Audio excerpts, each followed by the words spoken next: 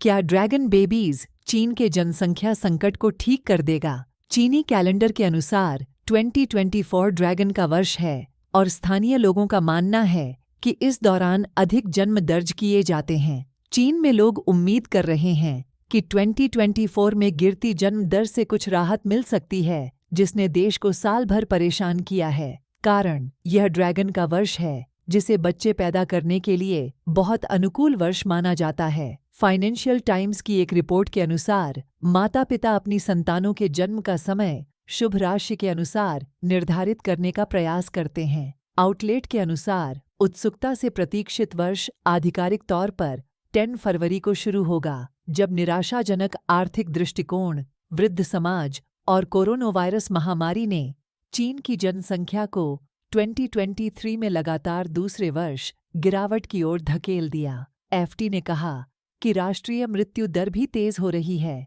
जो 2023 में प्रति 1000 लोगों पर 7.87 तक पहुंच गई है, जो 1970 के दशक की शुरुआत के बाद से उच्चतम स्तर है। 2022 में चीन में 850,000 की गिरावट आई, जो 60 साल पहले मानव निर्मित अकाल के बाद पहली गिरावट है। कैलिफोर्निया विश्वविद्यालय में चीनी जनसांख्यिकी के विशेषज्ञ वांग फेंग ने आउटलेट को बताया, जनसंख्या में गिरावट सिर्फ बढ़ नहीं रही है, पिछले वर्ष की तुलना में गिरावट दोगुनी से भी अधिक हो गई है। ड्रैगन वर्ष के लिए उम्मीदें बहुत अधिक हैं, क्योंकि 12 वर्षीय चीनी कैलेंडर चक्र में किसी भी अन्य वर्ष की तुलना में इस समय के दौरान अधिक जन्म दर्ज किए जाते हैं। चीन, ताइवान, सिंगापुर और हांगकांग में पारंपरिक रूप से माना जाता है कि ड्रैगन बेबी ड्रैगन वर्ष में पैदा हुए भाग्य से भरे होते हैं। विशेषज्ञों ने भी चेतावनी दी है कि चीन के लिए विकास कारकों को पुनर्जीवित करने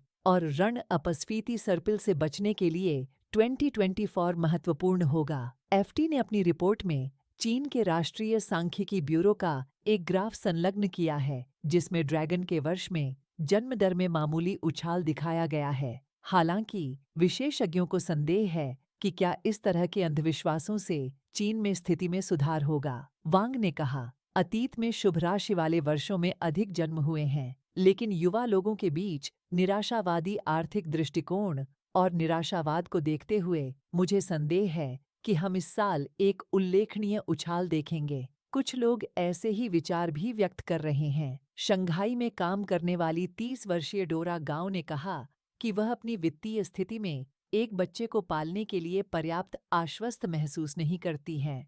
उन्होंने एफटी को बताया, मेरे पास बच्चे की शिक्षा पर खर्च करने के लिए पर्याप्त संसाधन नहीं है। प्रतिस्पर्धा भयंकर है और इसके साथ ऊंची लागत भी आती है। South China morning post (SCMP) की एक रिपोर्ट में कहा गया है कि 2000 में एक ड्रैगन वर्ष में हांगकांग में जन्म दर 5% से अधिक बढ़ गई। मुख्य भूमि चीन में 2012 में जन्मों में वृद्धि देखी गई, जो पिछले वर्ष की तुलना में लगभग 950,000 अधिक है। आउटलेट ने कहा, नए साल से पहले के दिनों में ड्रैगन बेबीज या ड्रैगन बीबी जैसे शब्द चीन में ऑनलाइन सबसे अधिक खोजे गए और ट्रेंडिंग में से एक थे।